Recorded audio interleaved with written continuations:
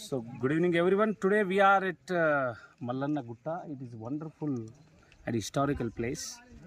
We reached here with our NSS students and NSS volunteers. This Gutta, we can see here Mallanna. It is situated as central of the Shivalinga. You can see Chinnaya Swami or Chinmaya Swami. He came from Srisailam and he has done his tapas at Srisailam and he has worshipped Mallikarjuna Swami and went here. And he stayed on this Gutta. So that is why it is called Mallanna Gutta. It is near to the, we can see there, it is near to the Kolluru.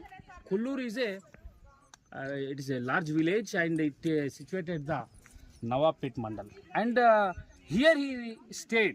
That is first step. And many around the village people came to him and